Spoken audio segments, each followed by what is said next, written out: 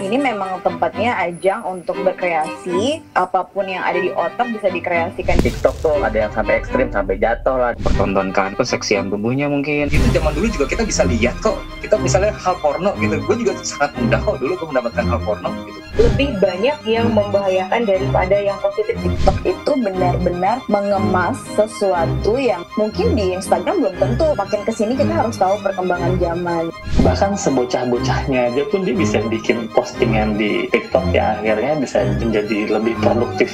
Ya bisa nambah teman sih ya. Ya temennya nih ada kategori lain, teman tapi mesra gitu ya. Temen apalagi temen tapi bayar gitu loh, sama aja. Orang hanya terfokuskan untuk lebih ke hal-hal negatif ini. Yang namanya orang ada fasilitas untuk menuangkan kreativitas, itu akan membuat dia menghindari perbuatan-perbuatan yang nggak baik. Buka mata lu bro. Hidup yang sesungguhnya itu bukan di dunia maya, tapi di dunia nyata. Cukup.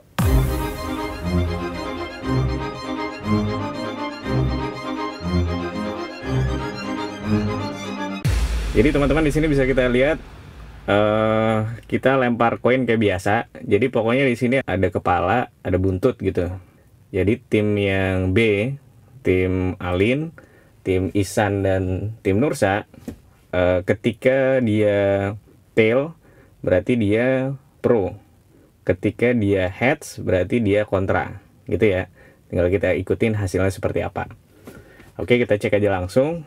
Tim B apakah pro atau kontra? Kita sesuaikan dengan hasilnya seperti apa. Kita coba ya. 1, 2, 3. Tails. Tails artinya pro. Jadi tim yang B adalah tim yang pro terhadap mosi yang ada. Mosinya di episode yang ketiga ini adalah penggunaan aplikasi TikTok bisa berdampak produktif pada generasi muda di Indonesia. Oke, tim pro dulu ya. Dipersilakan dari tim pro speaker pertamanya. Silakan. Ya, gue speaker pertama, tim pro Nursalam. Intinya memang gue dukung dari mosi tersebut bahwa ada dampak produktif buat generasi muda apa yang dibilang TikTok. Simpelnya adalah produktif berarti kan ada yang dijadikan produk atau ada sisi output lah bisa dibilang. Gue bilang pro kenapa? Ya buktinya dengan adanya TikTok si anak generasi muda saat itu jadi kayak lebih banyak yang dia buat dibanding dia mungkin cuma pakai IG atau FB sebelumnya, tapi TikTok ngebantu mereka dengan yang seaneh sekalipun bisa dia buat.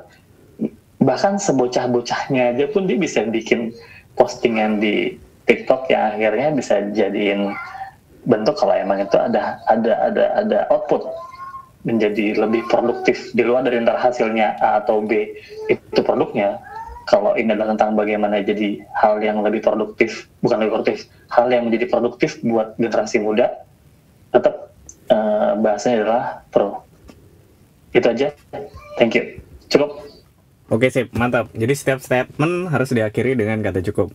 Oke, batasannya udah dibikin. Silakan tim kontra. Siapa yang mau menetin? Speaker pertamanya mau naik link duluan.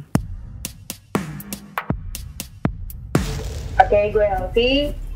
Jadi untuk penggunaan TikTok sendiri lebih banyak yang membahayakan daripada yang positif kalau menurut gue. Jadi gue nggak setuju kalau penggunaan aplikasi TikTok ini bisa membuat anak muda jadi produktif gitu ya. Ya karena banyak banget challenge-challenge yang membahayakan. Salah satunya ada yang namanya jelly challenge. Yang anak muda banyak beli jelly kayak gitu, terus mereka makan pakai bungkus ya, dan itu benar-benar membahayakan. Jadi gue sangat tidak setuju kalau TikTok adalah aplikasi yang bisa membuat anak muda jadi semakin produktif. Cukup. Lanjut ke tim pro speaker yang kedua, dipersilahkan. Boleh panjang dikit juga nggak masalah. Speaker kedua dari tim pro dipersilahkan. Oke, saya Ihsan. Saya pengen menangkapkan apa yang dikatakan Mbak Elvi. Emang benar sih, segala sesuatu itu pasti ada kekurangannya. Cuman kalau misalnya kita lihat dari sisi positifnya, sebetulnya TikTok itu ada hal yang positif, yaitu meningkatkan kreativitas dari si anak-anak muda zaman sekarang gitu. Contoh, misalnya ada orang yang introvert, dia tidak berani, dia suka joget, tapi dia nggak berani untuk menampilkan pihayannya gitu loh, keahliannya dalam hal joget. Nah, akhirnya dia berani tapi hanya di ruangan sendirian atau di depan cermin gitu ya.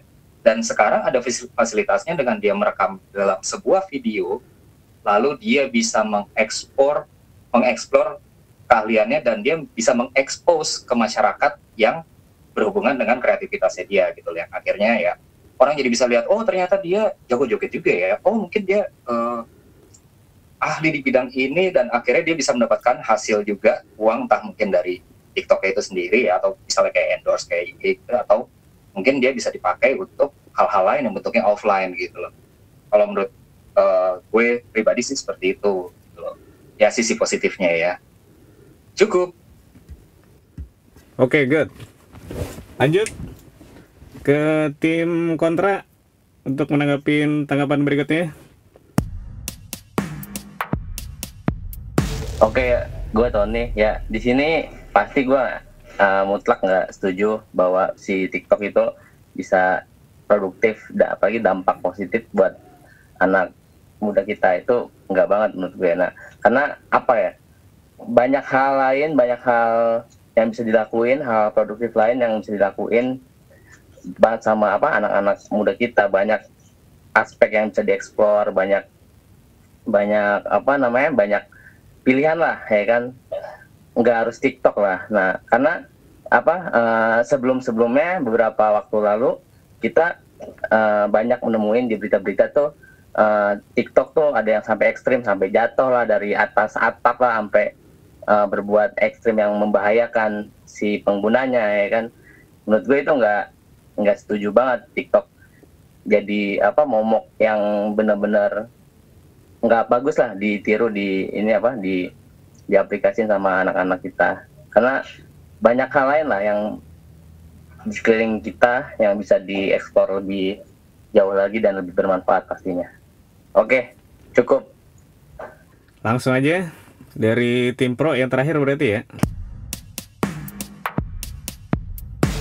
Kalau gue sih lebih ke pro ya, karena menurut gue dari yang gue lihat tuh kayaknya TikTok ini selain bisa untuk ajang mereka kreasi pun, kayak sekarang anak-anak muda yang main TikTok pun kayak udah menggunakan TikTok nggak cuma kayak sebagai tempat mereka dance, joget-joget dan lain-lain ya. Yang gue lihat juga di aplikasi ini mereka tuh kayak ngeliatin gitu bahwa kayak nih ada pemulung yang setiap hari di sini terus segala macam gitu loh, yang nggak selalu kayak challenge gitu, malah kayak memberitahu bahwa oh di sini ada pengemis nih, bapaknya kasihan nih yang lewat sini, tolong dibantu ya segala macam. Atau mungkin yang pernah gue lihat adalah kayak mereka bikin resep dimasukin ke TikTok gitu, jadi orang-orang bisa, benar kata tim gue tadi, bahwa ini memang tempatnya ajang untuk berkreasi, terus apapun yang ada di otak bisa dikreasikan di sini, dan yang lain juga bisa mengikuti gitu. Jadi memang nggak cuma challenge yang nggak perlu gitu, tapi juga memang kayak jadi platform yang bisa diikuti oleh orang banyak gitu. Kayak contohnya juga kemarin kayak gue baru lihat kayak ada tempat baru loh di sini, tempatnya di sini kayak gitu-gitu loh. Jadi ya gue sih pro ya dengan adanya aplikasi ini gitu. Gitu aja sih dari gue. Cukup? Ya, cukup. Oke, sip. Bro Sam siap? Oke, siap. Sip. Jadi menurut saya aplikasi TikTok ini menghambat kreativitas generasi muda gitu ya. Generasi muda ini kalau digarisbawahi, kalau menurut WHO ya, generasi muda ini berarti umurnya 18 tahun sampai 35 tahun.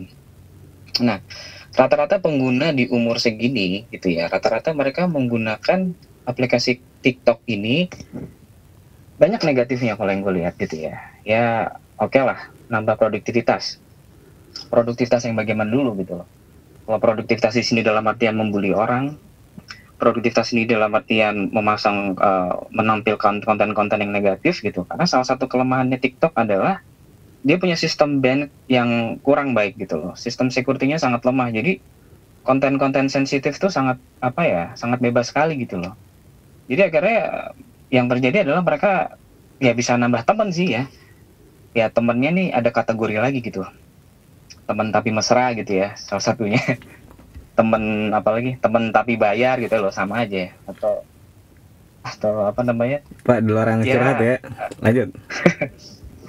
Artinya maksudnya di sini menjadi sebuah ajang yang mempersempit kreativitas gitu. Baik lagi ke topik tadi gue bilang Muhammad, karena di sini tuh orang hanya terfokuskan untuk lebih ke hal-hal negatif ini gitu loh ya, lebih ke mempertontonkan mungkin keseksian tubuhnya mungkin lebih, terus jadi ajang untuk bisa saling ngebully gitu ya. Dan yang salah satunya lagi tadi ya, aplikasi TikTok ini nggak harus nggak cuma nggak kenapa harus ke TikTok gitu loh, masih banyak aplikasi lain gitu yang lebih jelas, yang lebih aman platformnya gitu. Jadi disarankan buat anak-anak muda di Indonesia 18 tahun sampai 35 tahun tadi untuk pakai aplikasi yang lebih edukatif lah gitu loh. Walaupun di sini ada edukatif tapi terlalu banyak gangguannya. Jadi kenapa gue bilang kreativitas, karena gangguan untuk berkreativitas ini banyak hambatannya, karena banyak tadi ini gitu ya, banyak postingan-postingan yang negatifnya, sehingga orang mau kreatif jadi akhirnya mau nyari teman yang gimana dulu gitu loh, mau nyari produktivitas gimana dulu, malah akhirnya jadi mudah ngebully orang dan segala macamnya. Ya itu aja mungkin secara psikologisnya dan kondisi sosialnya. Ya terima kasih, cukup. Oke. Wah keren ya, ini harus diapresiasi nih. Si Brosan udah pakai data dan riset dan lain-lain, kemajuan yang luar biasa dari debat santai kita kali ini ya.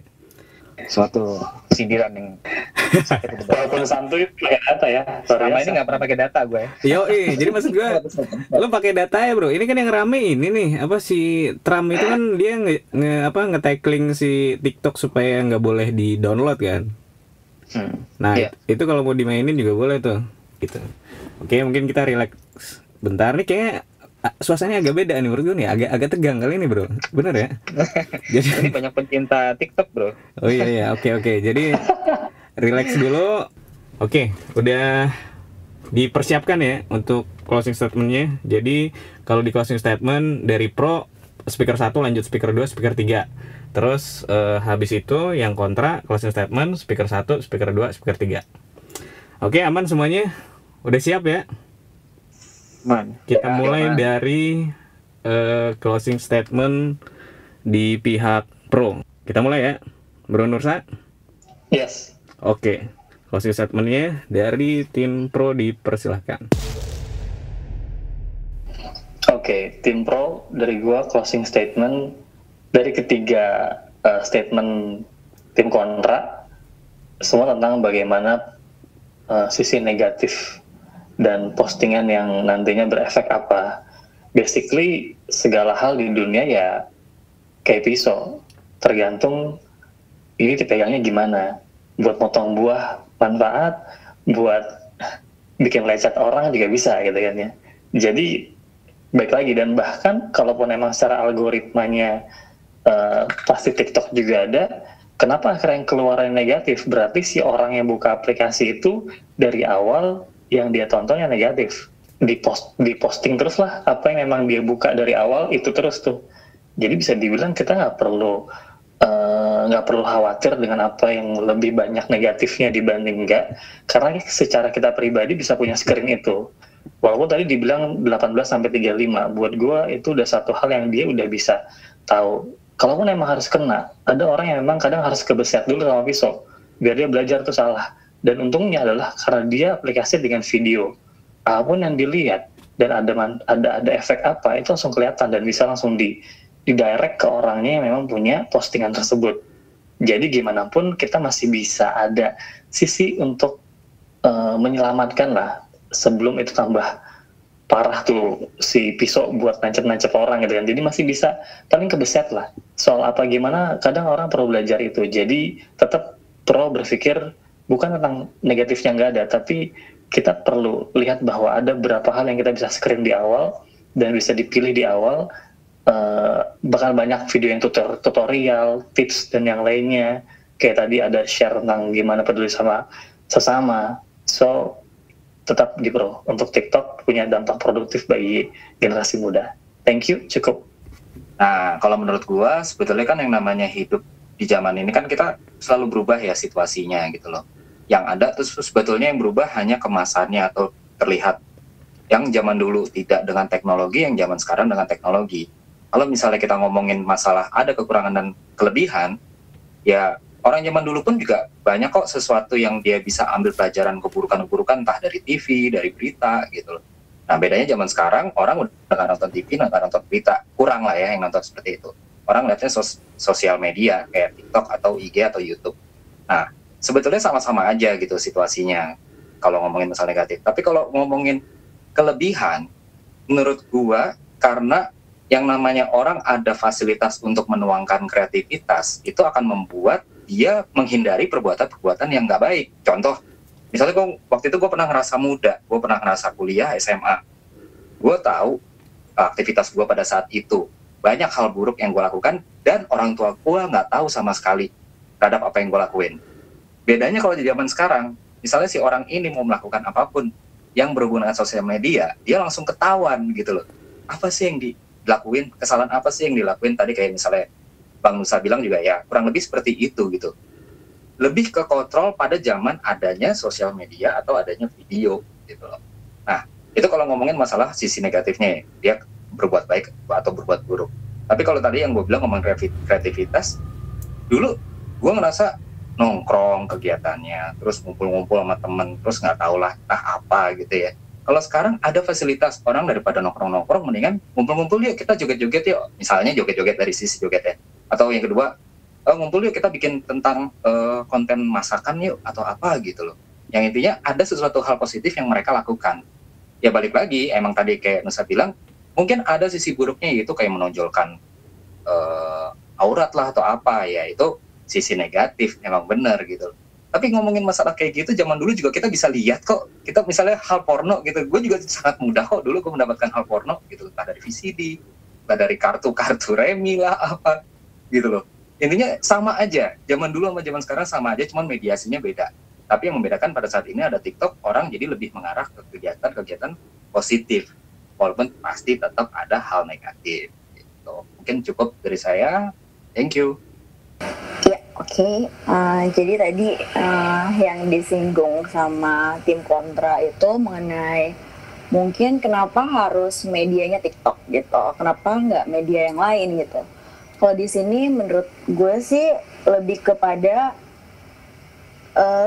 di dunia ini semakin hari itu kan teknologi semakin canggih ya. Ini bicara soal teknologi karena menurut gue makin kesini kita harus tahu perkembangan zaman dan menurut gue juga TikTok itu benar-benar mengemas sesuatu yang mungkin di Instagram belum tentu bisa ada fitur yang seperti ini gitu. Jadi dia benar-benar mengemas gimana caranya gambar, video disatukan dengan musik, lalu disatukan juga dengan tulisan, itu bisa menjadi hasil karya yang produktif gitu. Seperti yang tadi gue bilang, bisa nampilin resep masak, bisa nampilin tempat-tempat yang bagus, tempat wisata, bisa nampilin juga kayak pengemis di jalan yang perlu dibantu. Itu sih gue suka banget ya, maksudnya itu tidak ada di fitur yang lain gitu. Kayak di fitur Twitter nggak bisa gitu pakai gambar, suara seperti itu, ribet. Di Instagram pun kayak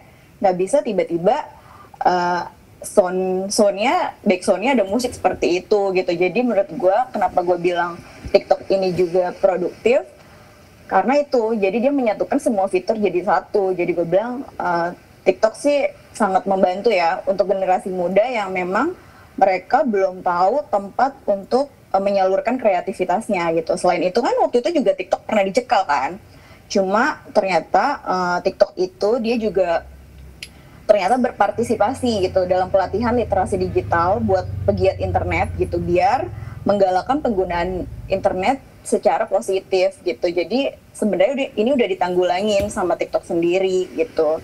Jadi memang tergantung sama penggunanya, mereka memang melihat dari sisi yang mana, dan itu juga pilihan kan, kayak mereka mau lihat sisi positif atau negatifnya. Tapi memang yang gue rasakan di sekeliling gue memang itu menjadi positif, karena benar kata yang tim gue tadi gitu, yang tadinya kita mau nongkrong ngapain ya, bosan banget nih apa, bikin ini aja yuk gitu, seperti itu. Jadi gue rasa kalau TikTok ini semakin semakin dikemas, lalu ada platform guideline-nya gitu, akan jadi platform yang oke banget gitu. Selain ada yang cuma joget-joget, baju seksi segala macam gitu, tapi menurut gue peningkatannya itu signifikan ya, dari yang dicekal karena banyak challenge atau banyak yang tontonan yang tidak beredukatif, tapi yang gue lihat sekarang memang meningkat menjadi lebih edukatif, terkemas, dan bisa dicontoh oleh generasi muda. Itu aja sih. Thank you. Oke, cukup. Bentar. Ini harus gue skip dulu nih bro. Ini gue lumayan terharu nih. Jadi tim pro itu padat banget ya. Gue jadi tim kontra pun gue kayak harus mikir nih San. Ini gue kasih jeda waktu dikit ya. Buat tim kontra nih, buat closing statement. Lu jangan sampai, Ton, lu kemarin udah kelihatan oke Ton. Di sini harus kelihatan mempertahankan itu Ton. Ini si Galang sama si Alin nih ternyata nggak bisa ditebak nih orangnya nih ya. Oke. Tebak gimana bro? Galang diam-diam ternyata nih. Gue punya banget gue depan di ujung ditutup dengan cantik. Iya, kan? iya benar, bro. Gimana tim kontra? Tim kontra dipersilakan untuk closing statementnya dari speaker pertama ya. Helpi dipersilakan. Aku mau bahas ini dulu tadi kata Mas Ihsan, banyak banget orang-orang atau anak-anak yang tadinya introvert jadi berani gitu ya, berani tampil di depan layar kaca. Ingat, layar kaca. Banyak teman-teman gue atau orang-orang di sekeliling gue yang tadinya introvert, oke, dia jadi berani joget-joget, nari atau lip-sync di depan kamera. Tapi begitu dia kembali ke kehidupan nyata, ya dia jadi dirinya sendiri. Dia jadi orang yang tetap introvert gitu loh. Masih belum bisa menyesuaikan dengan keadaan yang sebenarnya. Oke. Jadi kalau tadi kata Mbak Lim, banyak ada orang ngangkat konten tentang pengemis lah atau masakan lah segala macam. Ya itu bagus, tapi untuk pada saat kita merekam video di TikTok, pasti kita lebih dari satu kali. Bener nggak sih? Lebih dari satu kali pasti diulang sampai akhir ya. Ada kasus yang gue temuin, ada satu orang namanya Kaisar atau siapa ya, dia usianya 18 tahun, dia sampai mengidap penyakit sindrom TikTok. Dia seluruh tubuhnya nggak bisa berhenti bergerak, jadi dia harus sampai terapi ke dokter dan minum obat sehari 2 kali, biar gimana caranya badannya tuh bisa berhenti. Nah itu dampak negatif dari TikTok ya, itu yang gue tahu. Nah jadi menurut gue dan menurut tim gue tadi, kenapa harus TikTok sih, nggak pakai aplikasi lain? Nah itu tadi, karena penggunaan aplikasi TikTok ini harus direkam secara berulang-ulang gitu loh. Itu menurut gue dan tim gue sangat-sangat tidak bagus lah untuk dipakai. Jadi untuk closing statementnya, menurut gue buka mata lu bro, hidup yang sesungguhnya itu bukan di dunia maya, tapi di dunia nyata. Yo, langsung aja ya. Tadi gua udah menggaris beberapa statement. Nah, apalagi yang dari wasit juga tadi ngingetin gua sama satu hal. Beberapa waktu lalu di Amerika TikTok tempat diblokir dan bahkan mau diblokir permanen kan. Nah itu karena sesuai data yang ada nih, si TikTok itu dapat mengancam keamanan nasional. Itu mereka masuk lewat aplikasi, dia ngebobol sistem database dari penggunanya, itu satu. Kedua, aplikasi lain banyak lah yang bisa dampak positif, banyak yang bisa buat inovatif yang lainnya, nggak harus TikTok ya kan. Apalagi soal yang tadi tim pro bilang soal nongkrong segala macam, itu bikin TikTok segala macam. Nah, seharusnya ada hal lain yang topik lain yang bisa dikembangin, kayak salah satunya kita make it something, misalkan bikin solusi tentang program UMKM melalui aplikasi yang positif lain ya kan, kayak gitu. Nah, itu salah satunya. Nah, udah semestinya sih harusnya kita, bangsa kita, anak bangsa khususnya, membuat produk inovasi buatan bangsa sendiri, aplikasi-aplikasi yang bersahabat, aplikasi-aplikasi yang sesuai kultur kita, aplikasi yang benar-benar menginspirasi, yang dengan tata cara yang baik untuk penerapannya. Harusnya udah seperti itu. Harusnya anak bangsa kita harus bisa berinovasi lah, nggak harus TikTok gitu. Paling gitu aja men, cukup. Oke ya, jadi beda bangsa, beda kultur, beda geografis, beda semuanya gitu. Jadi dalam hal ini Indonesia ini belum siap untuk aplikasi TikTok ini gitu loh.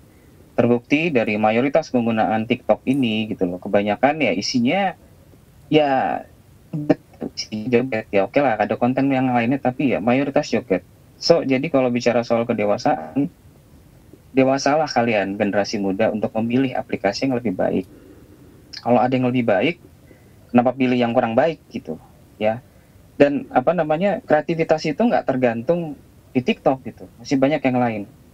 Dan kesimpulannya, pandai bersosial media bukan berarti pandai bersosialisasi.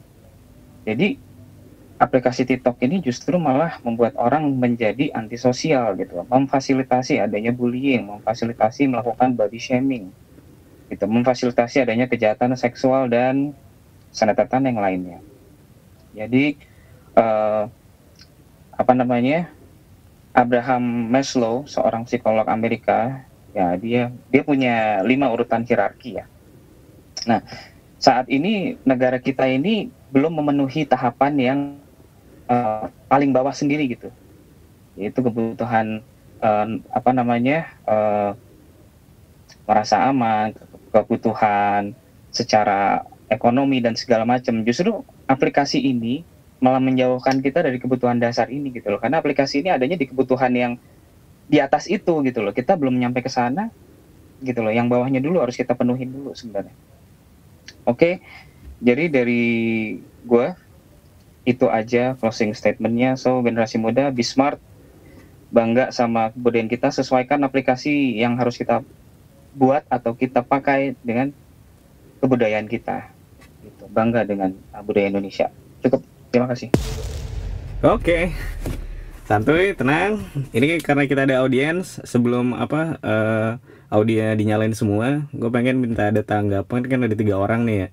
Nah, 3 orang ini maksud gue, kalian gak usah terpengaruh sama pro dan kontranya, masing-masing kasih tanggapan statement apa yang ngena di kalian. Terus tadi ini kan ada 6 orang nih, ada yang di pro, ada yang kontra. Misalnya tadi ada statement dari Mbak Ali nih yang paling keren begini, kenapa begini, dan lain-lain. Oh, ini ada dari saya senengnya impressnya dapat yang gimana ini dari audiensnya. Gue minta dari Resa dulu deh. Dari kan mausinya TikTok itu produktif. Nah, produktif itu balik lagi ke diri masing-masing kan. Kita bedain dari generasi ke generasi, di mana tingkat produktivitasnya itu berbeda sesuai dengan selera. Orang bisa menjadi produktif itu karena punya selera dan ada fasilitas yang sesuai dengan selera mereka. Jadi gini, orang berpotensi untuk jadi pembuat film, tapi di aplikasi ini, di platform ini dia nggak punya selera untuk buat bikin di platform itu karena perbedaan fasilitas di platform ini sama platform yang satunya. Nah, sedangkan platform yang satunya ini memenuhi selera dan fasilitas yang dia butuhkan. Kenapa jadi banyak orang yang milih platform tersebut? Karena balik lagi sesuai dengan selera dan kebutuhan dan perkembangan zaman yang terus maju. Kita bisa lihat platform Instagram sama platform TikTok ya. Dimana dulu selera orang-orang itu benar-benar ke platform Instagram.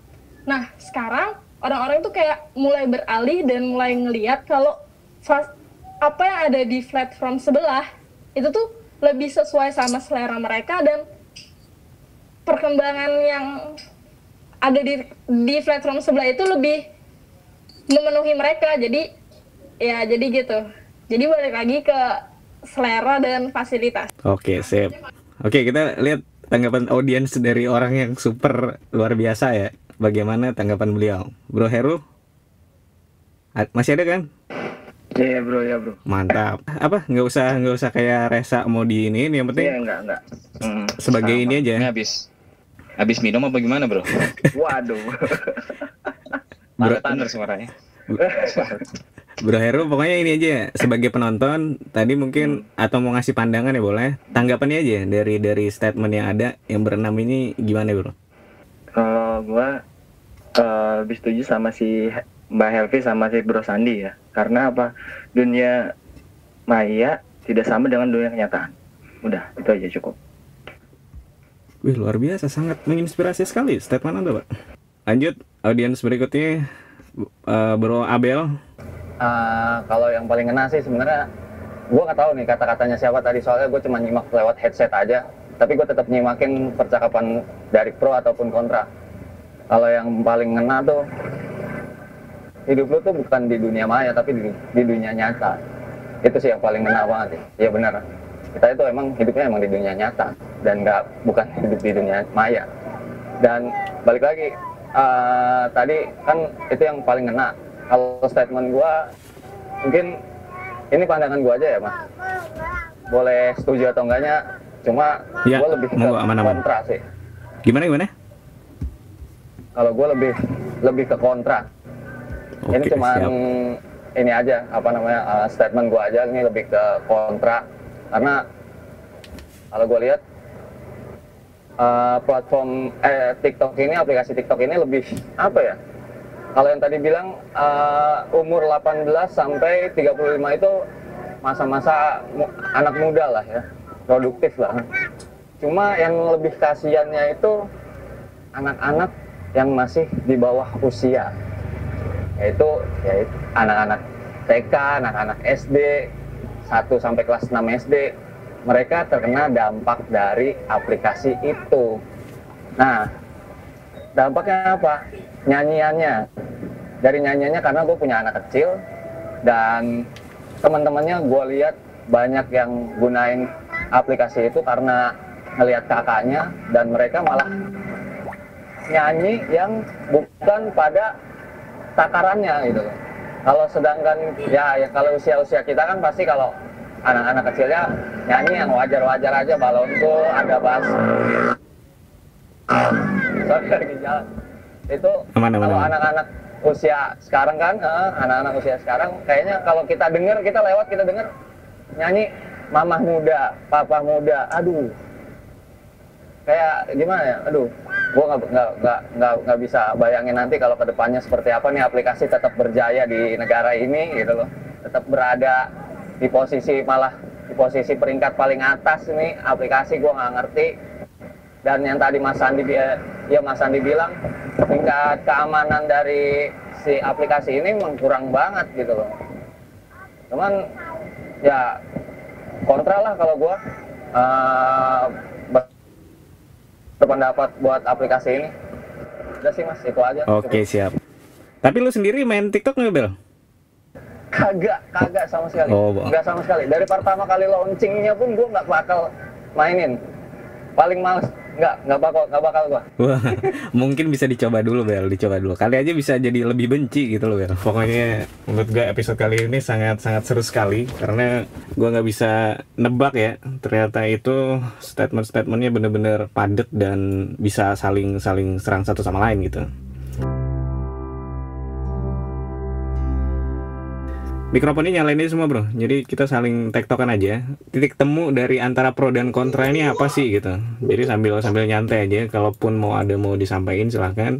Dan kalau emang mau tetap di pro juga nggak apa-apa, di kontra juga nggak apa-apa. Cuma gue sebenarnya penasaran ini kan gini ya, dari semua yang ada di sini mungkin bisa gue tebak yang main TikTok itu cuma Tony, Alin, sama Resa mungkin menurut gue. Nah gue pengen Lu nonton bang, nonton yang ya artinya kan lu gunain aplikasi TikTok kan, Nonton berarti punya Ton. artinya lu gunain kan, gunain aplikasi gitu. Nah gue sebenarnya penasaran sama si pengguna nih ya, si sebagai yang mungkin aktif ataupun yang nonton doang di aplikasi TikTok itu. Karena jujur gue sendiri pun baru download TikTok nih bro, serius. Gue baru aja tuh 2 hari 3 hari yang lalu itu download TikTok. Kenapa? Karena gue pengen tahu aja. Gue nggak tahu TikTok itu seperti apa, cara mainnya dan lain-lain. Nggak, akhirnya gue setuju banget di tim pro gitu. Apalagi ketika Alin tadi bilang ini fitur ini tuh nggak ada di media sosial yang lain gitu. Ketika kita sebagai kerja di kerjaan kreatif gitu ya, ini emang bener-bener ngebantu banget untuk campaign ya. Menurut gue ini hal yang baru yang emang bener-bener potensinya gede banget ketika kita mau nerapin digital campaign di TikTok. Dan sekedar informasi ya, gue udah riset di TikToknya itu sendiri, dia udah publish secara resmi bro, dalam artian dia beriklan untuk orang siapa aja mau pebisnis gitu ya. Misalnya pebisnis kita nih yang punya barang, punya apa segala macam, lu mau ngiklanin barang lu, oke gue terbuka nih, TikTok terbuka. Udah persis kayak Instagram gitu. Jadi Instagram itu kan biasa ngebuka tuh pakai apa, Facebook Ads, lu bisa masarin ini. TikTok sekarang udah fasenya juga seperti itu, yang artinya sebagai pengusaha ini harus potensi peluang yang harus dipakai gitu. Terus kayak siapa, Mary Riana, lu bayangin dia juga main TikTok. Mungkin dari Alin dulu deh, kalau menurut gua titik tengah dari pro kontra tentang mau si TikTok ini, kira-kira pandangan Alin seperti apa? Artinya bukan yang fokus di pro banget, bukan yang kontra banget, tapi emang titik temunya what if-nya apa gitu. Kalau dari gue sih sebenarnya gini ya, kalau misalnya ini halnya beda sama yang tadi tim kontra bilang, kalau dunia kenyataan beda sama dunia beneran gitu. Menurut gue nggak ada korelasinya, karena memang kita sebagai manusia yang hidup di zaman sekarang, kita memang tidak lepas dari gadget gitu. Dan orang-orang juga sepertinya nggak bisa lepas dari Instagram, nggak bisa lepas dari Facebook atau Twitter gitu. Jadi kita memang benar-benar pegang sesuatu yang digital setiap hari gitu. Jadi memang ini semuanya tergantung dari kita yang mempergunakannya gitu. Dan kata-kata tergantung ini memang benar kata Mas tadi, adalah kayak memang harus ketemu titik temunya gitu, gimana biar aplikasi ini tetap berjalan gitu, tapi meminimalisir hal-hal yang negatif gitu. Menurut aku sih ya, kayaknya memang TikTok ini harus memiliki sistem yang lebih baik gitu, terus lebih ramah pada anak-anak, juga memiliki jaminan proteksi yang lebih maksimal untuk anak-anak Indonesia. Seperti contohnya misalnya anak-anak tidak boleh mengakses tanpa persetujuan orang tua. Jadi misalnya sistem proteksinya itu ditingkatkan seperti yang memang tidak punya email itu nggak bisa bikin TikTok gitu. Memang harus masuk ke verifikasi orang yang bikin TikTok tersebut gitu. Jadi anak-anak harus menonton atau menggunakan berdasarkan panduan orang tua, kalau menurut aku gitu. Jadi mereka juga terbebas dari yang challenge yang berbahaya gitu. Menurut aku itu salah satunya, sistem TikToknya yang diperbaiki gitu. Karena memang selain challenge atau baju-baju yang terbuka itu, kayak Jennifer Bahdim aja udah pergunain TikTok tuh sebagai lahannya dia untuk olahraga.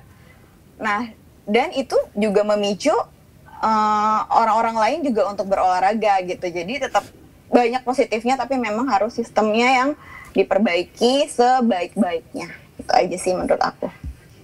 Wih, terima kasih Alin nih. Jadi banyak edukasi yang bisa kita dapetin di sini gitu, bro. Jadi sebenarnya tujuan dari adanya debat ini ya, desa berkembang ini, ya satu sesuai sama filosofi namanya ya, negara aja dan negara berkembang. Ini konsepnya desa berkembang, artinya kita terbelakang banget yang pengen belajar gitu. Jadi emang ini mungkin karena mosinya pas aja ya, karena pas kebetulan Alin yang emang pengguna TikTok terus dia yang pro. Nah, Coba kita ini nih, maksudnya kita bedah yang nggak ada pakai personal sama sekali, nggak ada personal yang gue karena pro emang gue pro gitu. Nah biasakan segala sesuatu itu justru malah melawan arus gitu. Yang sebenarnya pro, tapi gimana caranya supaya gue itu nggak pro. Ya ini kan sebenarnya latihan kita buat jualan, bro. Sebenarnya bro, kita jualan produk ya, kita pasti pro kan sama produk kan. Tapi si siapa yang beli apa emang pasti pro sama kita? Enggak kan. Akhirnya adalah seni untuk ngebuat bahkan yang produk kita jual kadang kita nggak suka gitu. Misalnya gue si Tony jualan pembalut wanita misalnya gitu ya, kan Tony nggak suka, ini udah pasti nggak suka dong. Nah tapi Tony harus meyakinkan nih, ibaratnya si Tony-nya pun harus belajar cara pro-nya gimana dan meyakinkan orang supaya menjadi pro gitu gambarannya. Bro Galang deh, ini kan seperti wise sekali nih si Bro Galang nih. Marki. San. Wise Galang. Masalahnya gue juga bukan pengguna TikTok sih, jadi gue hanya ngomong berdasarkan apa yang gue lihat doang gitu. Iya, artinya lu ngebuktiin kan San, maksudnya lu bukan sebagai orang yang pro dengan itu aja lu bisa nganalisa kan. Nah pandangan lu gimana bro? Titik temunya what if-nya tuh loh. Jadi misalnya TikTok itu ya pro itu begini kalau begini, pro itu kontra itu begini kalau begini gitu. Iya, kalau misalnya yang kita lihat sekarang ini, tadi kalau ngomongin masalah negatif, ya bener gitu loh, anak-anak kecil jadi bisa nonton TikTok dan itu tanpa batas sama sekali. Ya bener, itu bikin gue kontra gitu loh ya sebetulnya ya. Cuman yang tadi gue pernah bilang, balik lagi, sebetulnya permasalahan kita saat ini bukan ke TikToknya, tapi ke gadgetnya gitu loh. Anak kecil tuh seharusnya nggak megang gadget. Soalnya gini, as a parent, gue kan juga belajar parenting gitu ya. Akhirnya yang namanya anak-anak gue itu juga ya gue batasin gadget itu hanya boleh main hari Sabtu dan Minggu, dan itu pun game gitu loh. Jadi mereka nggak sembarangan untuk melihat segala sesuatu yang sembarangan. Akhirnya YouTube pun juga gue proteksi gitu loh. Hanya kalau misalnya pas mereka pengen nonton YouTube, dia hanya bisa buka YouTube Kids, dimana yang dia nggak bisa buka kalau dia nggak mencet nomor yang harus dijawab gitu kan. Nah itu balik ke orang tuanya. Jadi kenapa sih ada anak-anak yang bisa begini, ada yang bisa gitu. Itu bukan karena TikTok, karena yang gadgetnya. Dia megang gadget, akhirnya dia bisa ngeliat TikTok gitu loh. Nah, titik poinnya sebetulnya emang seperti tadi Mbak Alin ya kalau nggak salah bilang, itu sebetulnya harus dibikinin regulasi yang jelas ya. Jadi anggota dewan tuh harus mikirin juga nih tentang masalah TikTok ini gitu loh. Bisa nggak dibikinin undang-undangnya? Bisa nggak dibikin yang namanya kalau TV itu apa tuh kalau ada lembaga sensornya gitu? KPAI. Lo TikTok di bawah KPAI. KPAI, iya, anak-anak semua tuh. Walaupun agak nggak masuk akal gitu ya. Gitu Pak. Share link dong akun TikToknya. Kalian TikTok gimana? Nah, lanjut. Baru download kayaknya. Baru download dia tuh, semangat. Ini memang harus ada regulasi yang tepat gitu ya untuk masalah penggunaan TikTok. Bener banget. Contoh kayak si Google udah maksud gue YouTube itu udah bikin ada YouTube yang umum, ada YouTube Kids gitu loh.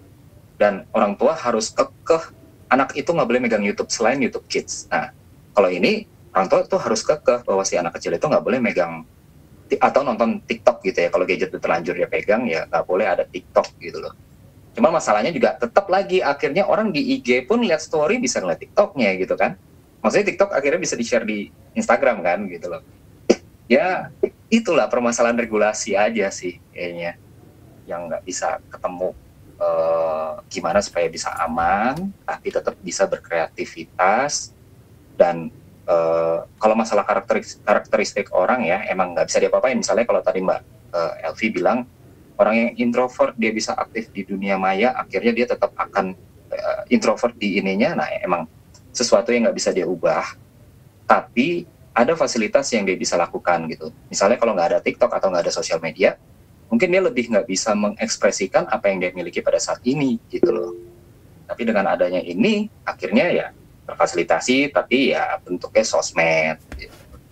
Tapi akhirnya dia di luar, ya udah dia akan tetap seperti itu gitu loh, tetap dengan introvertnya, tetap dia tidak bisa bicara gitu.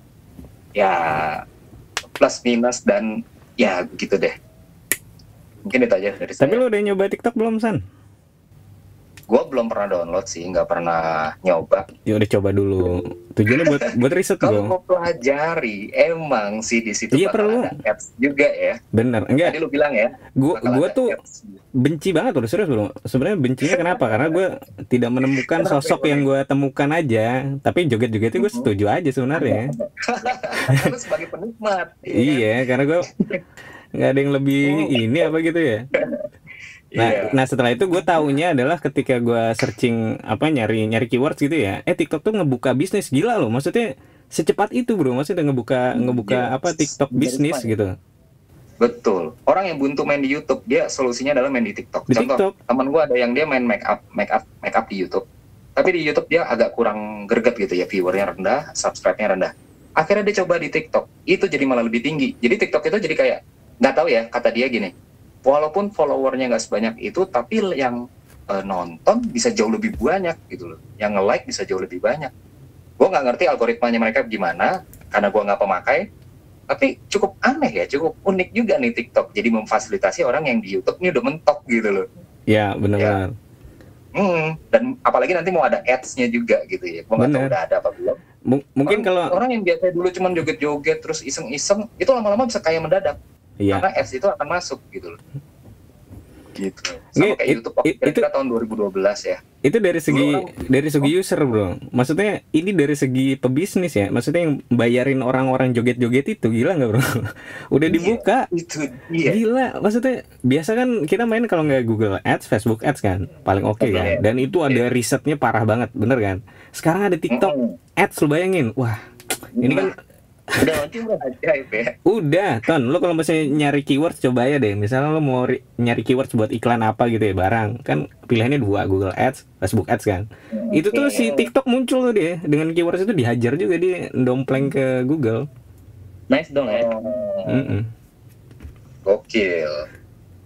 Jadi Tapi saat ini sih, gue Iya. nggak tahu ya, TikTok itu masih mandiri kan ya? Nggak dibeli sama siapa-siapa ya? kalau itu mah nggak ngerti ya. Nggak tahu ya. Pokoknya kalau udah masuk Wall Street itu pokoknya udah misteri, biar jadi misteri biasanya. Tony Corporate bro. Oh iya, siap. Mungkin di band sama mereka karena belum masuk Wall Street kayaknya. Oh, bisa jadi. Bisa jadi. Cuma biasa sih perusahaan gede begitu ada aja caranya bro. Entah itu cuma manipulasi mereka supaya kelihatan gimana.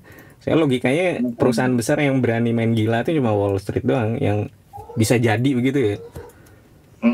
Biasa sih dalangnya Wall Street itu. Iya. Mantap ya. Oke, paling lanjut dari Mbak Helvi deh. Dari Helvi juga deh. Oke, sebenarnya kalau misalkan gue diminta untuk milih lu mau masuk tim pro atau kontras, sebenarnya gue pasti milih tim pro karena menurut gue sendiri manfaat itu lebih banyak manfaat yang bisa gue dapat dari TikTok walaupun gue nggak main joget-joget kayak gitu ya. Nah, Salto, tapi basic salto. gue memang Yang benar. Iya soal tapi gak gue posting yang joget-joget gak gue posting. Oh gitu. Mbak Elvi akun TikToknya apa? Oh iya. Jadi karena kan basic gue memang anak musik. Nah di TikTok sendiri banyak banget lagu-lagu baru yang sebelumnya belum pernah gue dengar di Spotify atau segala macam, tapi di TikTok bisa hype lebih cepat gitu loh. Nah ini buat gue sendiri benar-benar untungin banget karena gue punya beberapa murid les musik. Jadi begitu gue tanya, nanti mau bawain lagu apa nih? Oh lagu ini aja. Nah, gue bingung, ini lagu apaan? Ternyata, oh itu lagu yang lagi hype di TikTok kak, gitu. Jadi manfaatnya bener-bener kerasa banget kalau buat gue, gitu. Terus kayak apa ya? Banyak teman-teman gue yang promo barang-barang jualannya di TikTok dan laku lebih cepat. Nah itu juga banyak banget. Jadi kalau misalkan gue disuruh milih tim pro atau kontras, sebenarnya gue pasti pilih tim pro gitu. Itu sih. Jadi kadang gue ngilangin bete juga buka TikTok. Iya. Gitu. Apa bener? Gua tahu lagunya ini apa tuh namanya yang Queen of Disaster tuh ya. Queen of Disaster itu gara-gara di TikTok tuh. Bukan karena di TikTok ya, tapi orang yang posting di Instagram pakai TikTok. Jadi gue telatnya tuh sungguh terlalu gitu. Dua. Dan ketika gue ikutin emang gue tuh senang lagu-lagu yang jenis begitu kan. Oh ini gue taunya mulai dari TikTok yang ditampilkan di Instagram gitu. Iya. Lagu-lagu jenis mana bro? Yang Aisyah itu Pak? Gila loh. Bahkan sampai ada satu temen gue yang lagunya udah naik banget di TikTok. Mungkin pernah denger gak ya lagu yang Kasih Slow, lagunya Nona 3 in 1 itu. Nah itu Wah, belum tahu nih gue. salah satu temen gue yang lagunya berhasil naik di TikTok. Mungkin Mbak Alin kayaknya pernah denger deh. Iya, aku pernah denger Kak. Yang Kasih Slow, yang kayak gitu-gitu. Iya. Oh iya kayak tahu deh, Iya. tahu deh. Ya pokoknya kayak gitu lah yang dipakai joget-joget. Jadi sebenarnya memang tadi dibilang sama Bro dan bahwa lihat angle-nya bisnis aja. Jadi kalau si 18 sampai 35 masih ngelihatnya di joget sih udah nggak zaman ya. Lu harusnya udah profit lah orientasinya gitu. Jadi kenapa produktif? Ya harusnya karena biar jadi produk dan jadi duit dong. Gue sih mikirnya gitu. Ya, tapi tetep lah bro, di lubuk hati yang paling dalam tuh pasti sebel banget lah ngeliatin kadang itu. Gue dari awal yang pas ngeliat, aduh gue nggak bakal, tapi karena entah kenapa nih digital development harus punya TikTok.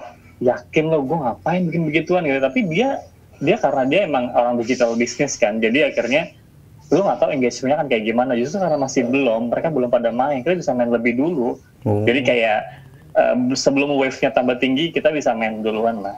Itu kenapa akhirnya jadi ada tuh. Ya, dari gue sebenarnya sih apapun itu pasti ada positif negatif ya, tapi baik lagi ke sesuai kadarnya ya kan. Gimana cara kita kelolanya, kita filternya kayak gitu. Kan dilihat mudorotnya banyak kayak gimana ya kan. Lihat mudorotnya mana yang banyak mudorot sama positifnya kayak gitu. Bahkan sekarang gue lihat belakangan konten-konten di Instagram itu diangkat dari TikTok, brother. Dan itu gue beberapa waktu lalu kena juga dampaknya. Kan apa lu joget-joget juga? Enggak men, postingan apa makanan gitu, terus akhirnya gue belilah. Ngeliatnya enak gitu, oh yaudah gue belilah. Nah itu salah satu dampak nyatanya itu bagi pengguna bisnis, yaitu efektif ya kan. Kan dunia bisnis kan dia ngikutin apa yang lagi happening sekarang. Nanti 2 tahun 3 tahun ke depan lagi ada aplikasi lainnya, pasti ngikutin lah. Iya, benar. Gitu. Lu paling main TikTok yang lu lihat akunnya Alin palingin. Alin jarang. Ngaku lo Ton. Tuh kan. Jadi menurut gua video is the new language gitu. Jadi video itu adalah cara berkomunikasi yang baru buat anak-anak milenialis gitu loh. Jadi dengan video TikTok ini anak-anak milenialis tuh gampang banget terpengaruh gitu loh. Jadi artinya emang yang ngegarap TikTok nih tahu kebutuhannya anak milenialis zaman sekarang tuh apa. Jadi kalau soal penggunaan TikTok ya benar tadi kata Tony sih, sebenarnya kalau orang udah niatnya buruk ya, mau di Instagram kayak, mau di YouTube, mau di TikTok, mau di mana aja ya pasti dipakai buat keburukan gitu loh. Tapi kalau emang orang niatnya baik, mau apapun itu ya pasti akan jadi kebaikan gitu. Jadi ya siapa di belakang itunya aja dan niat menggunakannya gitu. Sebenarnya apa ya, kita nggak bisa menyalahkan sebenarnya, yang salah pribadinya masing-masing. Ya rata-rata biasanya kalau mayoritas kita googling gitu ya, masalahnya di mana sih? Rata-rata hubungannya sama seksual sih, kejahatan seksual. Oh iya benar. Benar. Kayak gitu. Tapi sebenarnya kalau itu semua dihilangin ya perselingkuhan tetap ada, kekerasan tetap ada semuanya. Cuman ya itu tadi, mereka jadi di pihak yang disalahkan gitu loh. Ya, jadi sebenarnya ya nggak bisa dibilang begitu kalau kita mau berpikir jelas. Tapi sebenarnya debat santuy ini yang bikin gue suka banget dan gue salut banget adalah kita tuh belajar untuk melihat dari dua opini gitu loh. Jadi ketika kita setuju sama sesuatu, tapi coba deh kita ngeliat dari sisi yang lain. Jadi kita jadi lebih open minded gitu loh. Jadi untuk jadi open minded itu apa ya? Butuh proses yang gak gampang gitu. Dan itulah sebabnya kenapa negara ini gampang banget diacak-acak gitu ya. Karena kita susah banget jadi orang open minded gitu loh. Mudah banget kita tersinggung, mudah banget kita jadi ngerasa mudah banget lah pokoknya kita ini diprovokasi sama isu-isu sara, ras atau apapun. Tapi kalau kita bisa open minded, ya insya Allah kita bisa lah ngatasin. Jadi makanya kita coba open minded nih sama TikTok. Yoi. How we use for kindness. Dengan setuju gue nggak, kalau dari sisi open mindednya emang bener banget. Contohnya kayak gue tuh sebetulnya agak kurang suka dengan TikTok, tapi gue disuruh pro kan. agar gue coba berpikir gimana sisi positifnya nih dari TikTok gitu. Jadi dipaksa untuk open mind. Benar banget San. Mudah-mudahan paling nggak ada yang bisa sesuatu lah, maksudnya dari diskusi ini. Satu, yang gue pribadi dapat itu satu gambaran dari yang gunain TikTok itu, satu dari Alin tadi. Gue nggak nyangka juga ya ternyata, maksudnya ketika orang itu difasilitasin di suatu tempat yang bukan tempatnya debat kusir gitu ya, orang tuh potensinya bisa keluar semua bro menurut gue, tanpa ngelihat lo tuh dari background pendidikan apa, lo dari apa segala macam. Emang yang expert itu adalah emang pernah menyentuh ranah itu gitu. Jadi banyak belajar gue di sini. Alin tanggapannya gimana nih? Dikira apa nih atau gimana gitu ya? Iya, siang-siang gue nelpon dia. Baru bangun langsung nelpon Alin. Lu kok tahu dia baru bangun? Dari mana lu tahu ya? Gue baru bangun maksudnya. Wow. Oke. Elin, tanggapannya apa nih? Tanggapannya awalnya sempat bingung ya, ragu gitu karena belum pernah ngisi udah tapi podcast so far oke ya, maksudnya di saat anak-anak muda yang lain masih senang-senang segala macam, kalian bikin platform seperti ini menurut gue oke banget sih, karena yang tadi kita belajar nggak mesti sekolah, belajar nggak mesti di kampus gitu, ketemu orang lain, adu argumen dengan orang lain, terus tukar pikiran, itu pun menurut gue suatu pelajaran ya. Maksudnya ini pun bukan debat yang kayak gue harus menang, gue enggak, maksudnya ada untuk menengahkan gitu. Menurut gue oke sih, teruskan. Dan emang kita butuh platform seperti ini gitu untuk zaman sekarang, di saat orang-orang anak muda milenial sekarang tuh gampang banget untuk terprovokasi ya, tapi dengan banyak hal yang positif seperti ini menurut gue orang-orang akan lebih open minded dan oke sih, keren. Yoi, thank you Alin. Oke, kita akhiri ya. Semoga lain kesempatan pas lagi nyantai juga pas ini bisa sharing-sharing lagi di sini gitu. Oke, makasih semuanya. Kita bisa akhiri ini. Sampai ketemu lagi minggu depan. Sehat-sehat semua di masa pandemi ini. Dadah. Thank you ya. Yuk. Thank you. Thank you.